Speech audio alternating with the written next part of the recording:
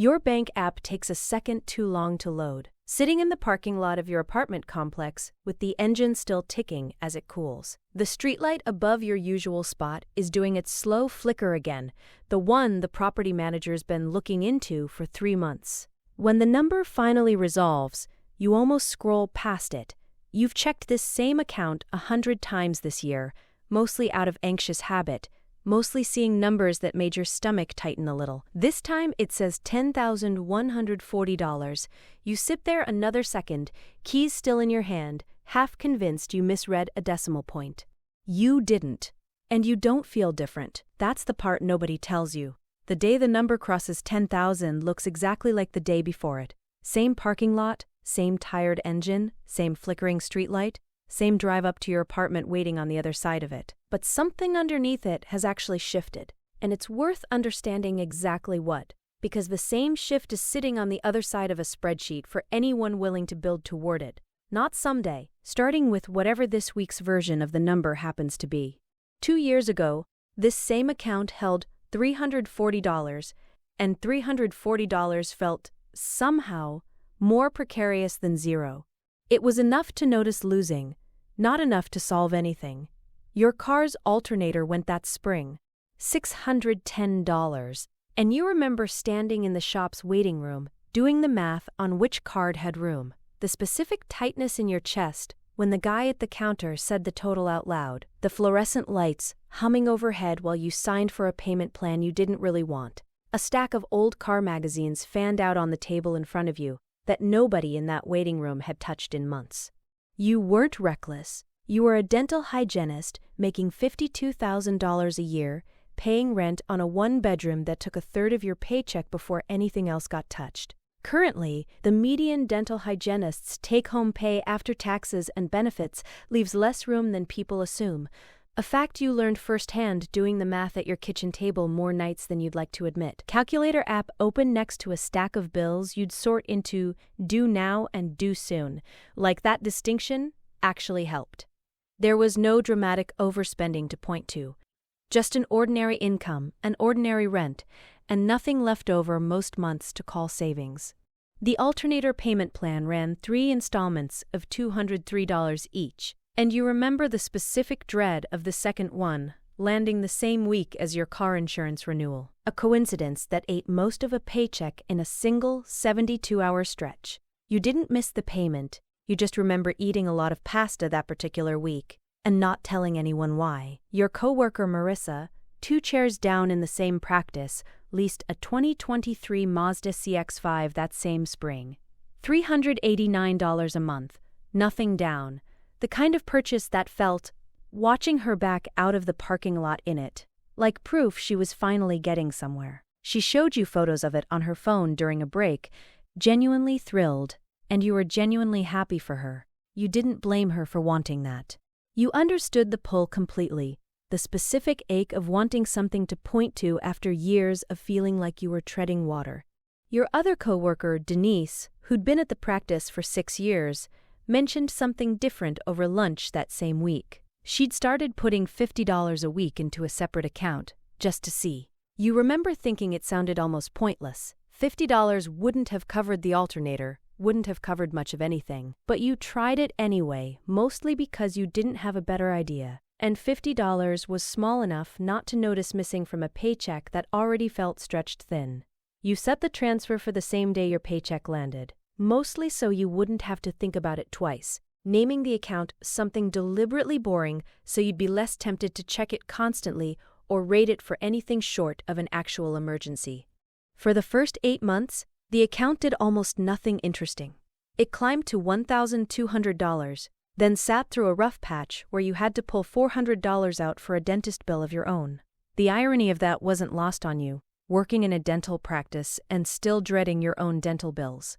And climbed back slowly. There was no moment in those 8 months that felt like progress. Just a number, moving up in increments too small to feel, the way a room gets brighter so gradually you don't notice until you're squinting at how dark it used to be. You checked the account obsessively at first, most days, watching $50 arrive and immediately feeling underwhelmed by how little it seemed to move the total. Somewhere around month 5, you stopped checking daily, partly out of the same discouragement, partly because life simply had other things going on. A friend's breakup that took up most of your evenings for a few weeks, a busy stretch at the practice covering for a coworker on leave. The account kept moving whether you watched it or not, which turned out to be the entire point, though you didn't fully appreciate that yet.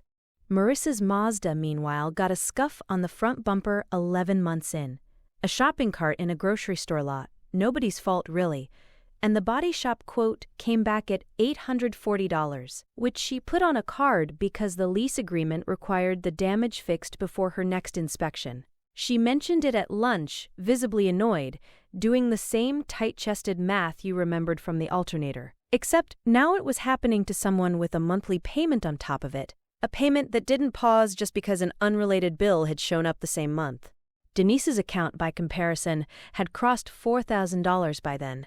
She wasn't earning more than you, if anything, slightly less, since she worked 4 days a week to be home with her kids. The difference wasn't income, it was that her $50 had an 18-month head start on yours, and compounding, even at the pace of a basic savings account, doesn't care how discouraged you feel in month 3. You asked her once, over the break room's ancient coffee maker, if it ever felt boring watching the number creep up so slowly.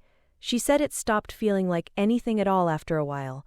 Not boring, not exciting, just something that happened in the background of a life that had plenty of other things going on, like a plant she watered on autopilot without thinking much about the actual growing. She told you the only real trick was picking a number small enough that skipping a week never felt tempting in the first place. That the size of the transfer mattered less than whether it was small enough to survive every ordinary excuse life handed you not to do it. Somewhere around month 10, you almost quit. A friend's wedding fell in the same month as a rent increase. $85 more, starting that cycle. And the math suddenly felt tight enough that pausing the $50 transfer seemed like the obviously responsible thing to do. You actually opened the app to cancel it, thumb hovering over the toggle, already rehearsing the justification in your head. Just for a couple months.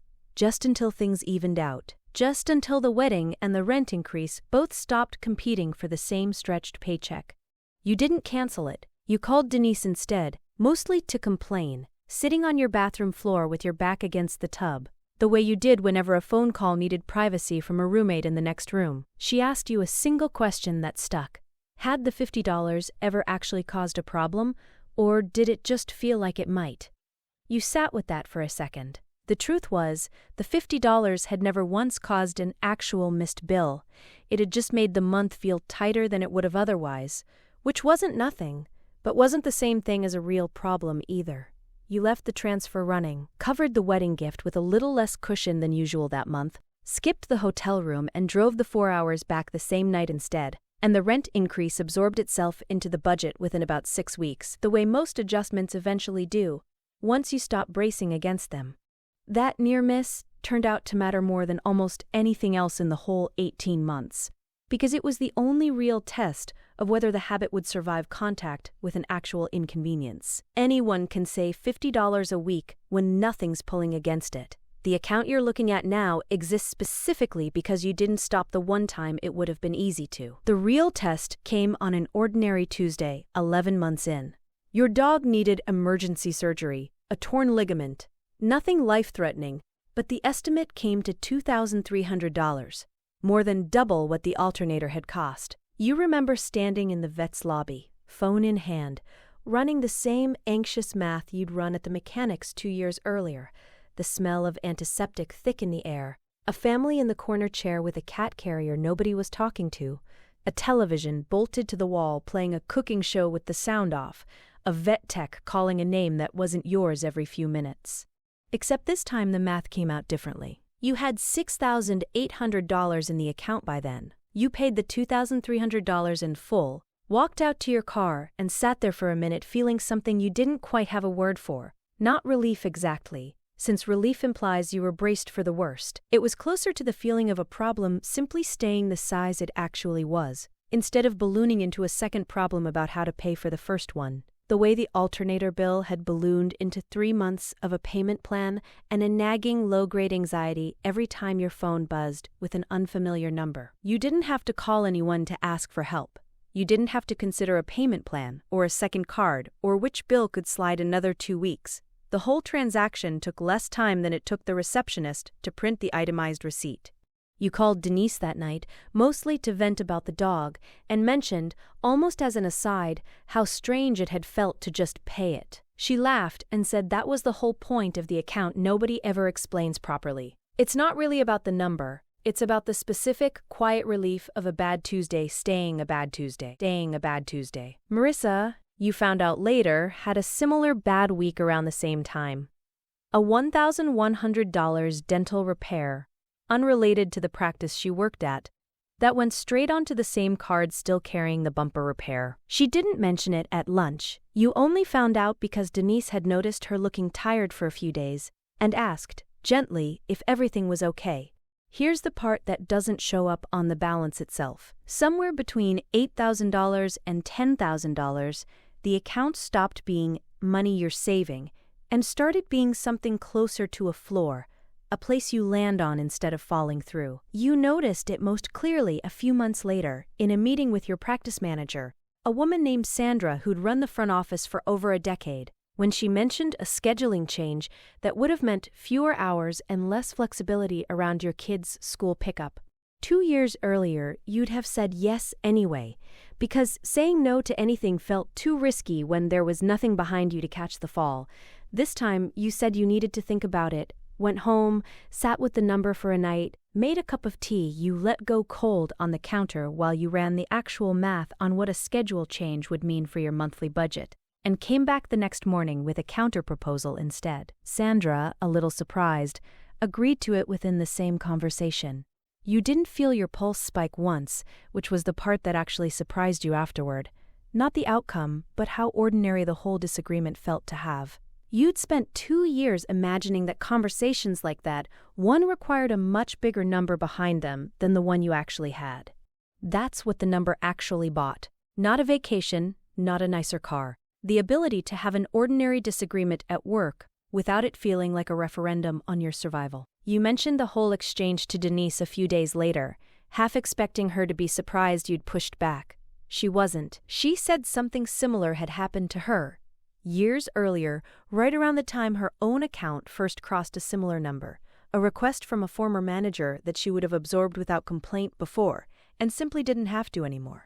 Currently, roughly 4 in 10 Americans say they couldn't cover a $1,000 emergency without borrowing, and the gap between that statistic and a person who can isn't usually a difference in income. It's usually a difference in whether an account like yours had 18 months to exist before it got tested. Researchers who study financial well-being have circled a specific figure for years. Not a fortune, just enough liquid savings to absorb a genuine shock, somewhere in the neighborhood of what you're sitting on right now. Past that particular threshold, day-to-day stress about money tends to drop sharply, more sharply than the jump from, say, $50,000 to $100,000 ever produces.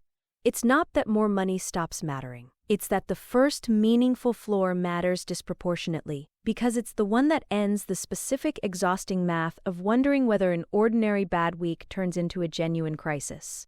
There's a version of this that would be easy to get wrong, so it's worth being precise about what actually changed and what didn't. Your salary is the same. Your rent went up $85, like everyone else's did. You still eat pasta on tight weeks sometimes, still notice the price of gas, still feel a small flinch when an unfamiliar number calls your phone. The floor doesn't erase the ordinary friction of an ordinary income. What it erases is the specific compounding fear that used to turn every one of those small frictions into a spiral. The alternator becoming a payment plan becoming 3 months. Of eating differently becoming a low hum of anxiety that followed you into rooms that had nothing to do with money at all. Sandra, your practice manager, mentioned once, unprompted, that she'd noticed a difference in how you carried yourself at work over the past year or so. Steadier, she said, without quite being able to name what had changed. You didn't tell her about the account. There wasn't an easy way to explain that a number in a savings app had quietly changed how a completely unrelated conversation about scheduling had gone, and you weren't sure she'd have believed the connection even if you'd tried to draw it for her. You think about that sometimes, driving past the vet's office, past the body shop where Marissa's bumper got fixed, past the practice where all three of you still work the same hallway most days, same parking lot, same break room coffee maker that's been threatening to die since before any of this started. None of you make wildly different money. The gap between you isn't talent or luck or some financial secret Denise never told you about. It's 18 months of $50 a week, left alone long enough to become something that could actually catch you. Marissa isn't behind because she's bad with money. She just hasn't started her own version of the account yet, and you've thought more than once about bringing it up with her the way Denise once brought it up with you, low-key, over a lunch that isn't really about lecturing anyone. You're still in the parking lot, engine ticking, the $10,140 still glowing faintly on the screen, the streetlight above your spot still doing its slow, useless flicker. Denise's account, last she mentioned it, is somewhere past $30,000 now. Hers had the head start, and it's still running, still doing the same quiet, unglamorous thing it's been doing for 6 years, through 2 kids' worth of school fundraisers and a roof repair on her own house that she paid for the same way you paid for the dog's surgery, without a second thought about how. Marissa, as far as you know, is still a payment or 2 behind wherever she starts each month. Still capable, still kind, still just 1 bad week away from the same tight-chested math you both used to do at the mechanics counter. You think about mentioning the account to her, the way Denise once mentioned it to you, not as a lecture, just as an offhand comment over a lunch break, small enough to ignore if she wants to, small enough to try if she doesn't. You remember how pointless $50 a week sounded the first time you heard it, and how little it actually took to find out you were wrong. Maybe you'll say something next week. Maybe you'll just keep letting your own account speak for itself, the way it's been doing this whole time without you needing to say much of anything. Nothing about tomorrow will look different because of this number. You'll still go to work, still hear the drill in the next room over, still come home to the dog who's fully healed now and doesn't remember any of it, tail thumping against the floor the second your key hits the lock. You'll still notice gas prices, still eat pasta some weeks just because it's easy, still be, in every visible way, exactly the same person who sat in the same parking lot 2 years ago doing anxious math about an alternator. But somewhere underneath the ordinary Tuesday, a floor exists now that didn't exist 2 years ago. Not because anything dramatic happened, but because $50 a week, left alone long enough, quietly built 1. What would you do with a floor like that under your own life? Not someday, but starting with whatever this week's version of $50 actually is.